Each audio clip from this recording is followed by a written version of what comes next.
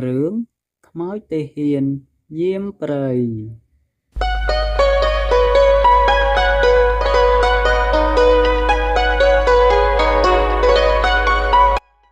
មានព្រៃមួយកន្លែងគឺសម្បូរទៅដោយដើមឈើចម្លែកជាច្រើនបែបណាស់តែអ្នកផងតូចខ្លះគេតែងតែចង់បានតំបន់ព្រៃឈើមួយនេះដើម្បីយកមកកាន់កាប់ធ្វើជារបស់គេនឹង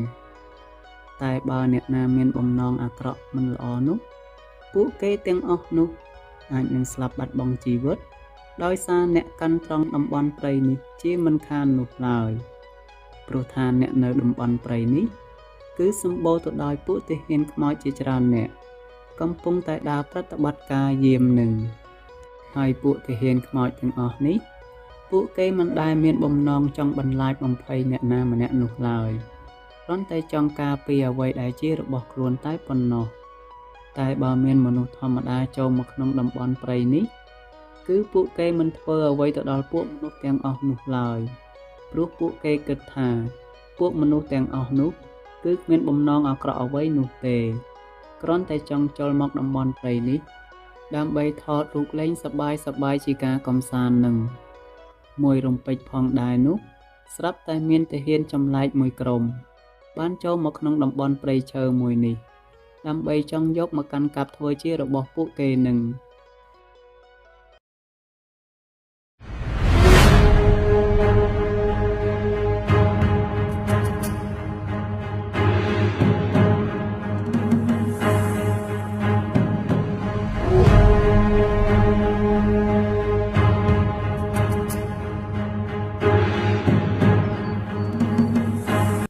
ពួកឯងទាំងអស់គ្នាត្រូវតែស្ដាប់បញ្ជាយើង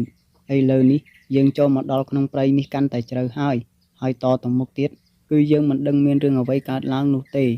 ព្រោះថាតំបន់ព្រៃនេះគឺសម្បូរទៅដោយពួកទាហានខ្មោចជាច្រើនអ្នកកំពុងតែដើរប្រតិបត្តិការយាមនឹងហើយពួកទាហានខ្មោចទាំងអស់នោះ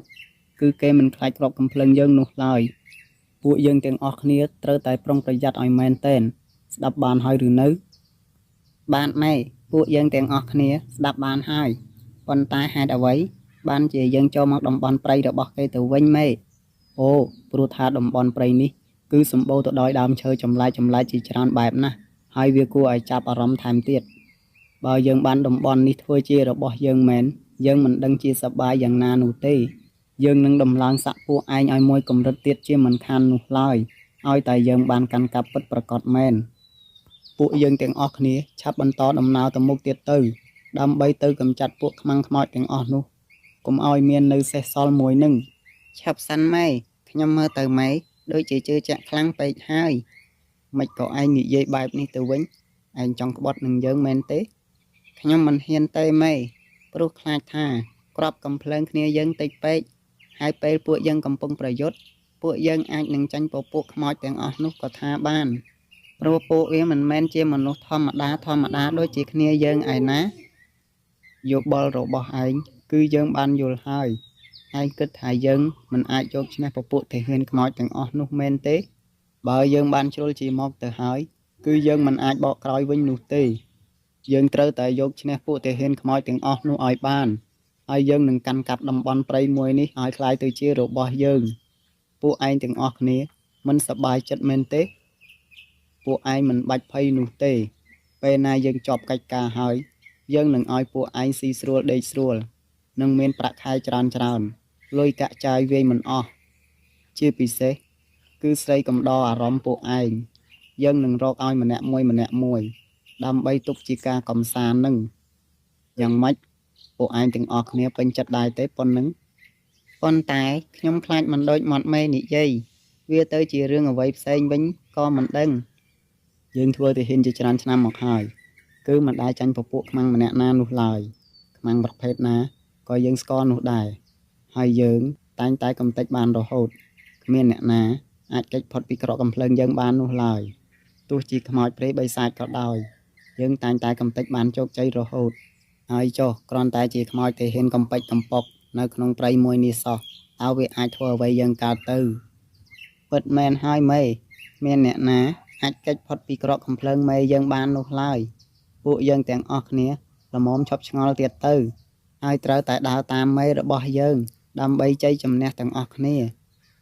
តែយើងមិនទៅនោះទេឯងប្រហែលជាចង់ស្លាប់ហើយមើលទៅតើឯងទៅជាមួយយើងឬក៏មិនទៅយើងទុកឱកាសឲ្យឯងម្ដងទៀតឯងឆាប់សម្លាប់យើងមកឥឡូវនេះយើងមានរបួសហើយយើងមិនអាចតបទល់ជាមួយនឹងពួកឯងបាននោះទេឯងចង់សម្លាប់យើងយ៉ាងម៉េចក៏សម្លាប់មកហើយយើងគ្រាន់តែចង់ផ្ដាំទៅពួកឯងជាចុងក្រោយពួកឯងមិនអាចយកឈ្នះពួកទាហានខ្មោចទាំងអស់នោះបានឡើយព្រោះពួកគេទាំងអស់នោះសុទ្ធតែជាខ្មោចមានវិញ្ញាណពួកឯងមានតែគ្រាប់កំភ្លើងទទេមិនអាចធ្វើអ្វីពួកគេទាំងអស់នោះបានឡើយហើយពួកឯងនឹងត្រូវស្លាប់នៅក្នុងព្រៃនេះយ៉ាងអាណោចអាធំបំផុតឯងនេះសមនឹងយើងសម្លាប់មែនហ៊ាននិយាយបែបនេះដាក់យើងផងយើងធ្វើទាហានយូរណាស់មកហើយគ្មានអ្នកណាហ៊ានប្រឆាំងនឹងយើងនោះទេ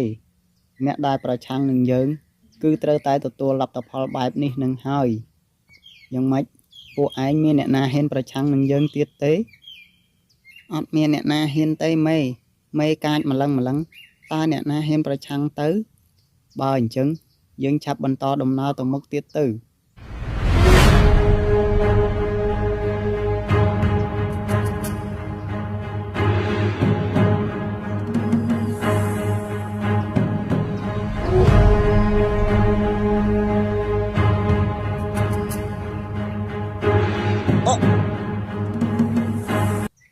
ហើយវាយ៉ាងម៉េចឯងនឹងគ្រាន់តែដើរចម្ងាយនឹងសោះក៏ឲ្យដួលទៅកើតនោះដែរអូមេគឺខ្ញុំរយជើងពេកទៅបណ្ដាលឲ្យដួលនឹងដួលស្អីទៅគ្រាន់តែដើរជាមួយយើងបន្តិចសោះយើងមានឲ្យឯងទៅលីសែងរែកពុនលីថ្មឯណាប៉ុន្តែខ្ញុំខានហូបរបស់ឆ្ងាញ់មួយថ្ងៃហើយមេរវល់តែដើរគ្មានពេលសម្រាកនឹងអូឯងមកក្នុងព្រៃនេះគឺដើម្បីចង់ស៊ីរបស់ឆ្ងាញ់មែនទេអាល្ងងតើនៅក្នុងព្រៃនេះវាមានរបស់ឆ្ងាញ់មកពីណាទៅបើឯងមិនយកចាញ់មកពីខាងក្រៅមកនឹងឯងនេះប្រហែលជាចង់ស្លាប់ម្នាក់ទៀតហើយមើលទៅបានយើងនឹងបញ្ជូនឯងទៅឋាននរកទៅចុះមិនក៏មិនសម្លាប់គ្នាយើងទៅវិញមកពីវាធ្វើការអីមិនកើតហើយវាធ្វើឲ្យដំណើររបស់យើងរកិច្ចរកុកថែមទៀត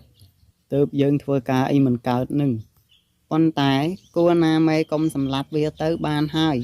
មិនក៏មេធ្វើដល់ថ្នាក់នេះទៅវិញឯងមិនបាច់និយាយច្រើននោះទេអ្វីដែលយើងចង់ធ្វើវាគឺត្រូវតែធ្វើវាឲ្យបានឯងចង់ក្បត់យើងម្នាក់ទៀតមែនទេខ្ញុំមិនហ៊ានទេមេហើយចុះមិនក៏ឯងនិយាយបែបនេះដាក់យើងអញ្ចឹង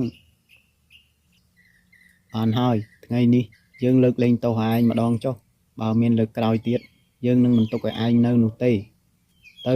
ឆាប់បន្តទៅមុខទៀត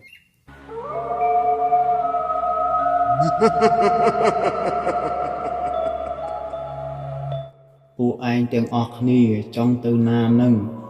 មិនក៏មកតំបន់ព្រៃរបស់យើងហាមឃាត់យ៉ាងនេះពួកឯងប្រហែលជាមិនចង់រស់ហើយមើលទៅមែនហើយតើឯងជាអ្នកណាទៅមិនក៏ហ៊ានរារាំងស្ទះផ្លូវរបស់យើងយ៉ាងនេះឯងមិនខ្លាចគ្រាប់កំភ្លើងរបស់យើងទេអី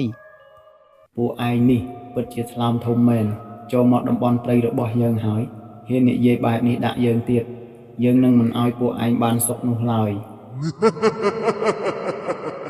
បើឯងខ្លាំងពិតមែនឯងឆាប់បង្ហាញខ្លួនឲ្យយើងឃើញមកដើម្បីតតាំងជាមួយនឹងយើងឲ្យដឹងចាញ់ឈ្នះម្ដងទៅ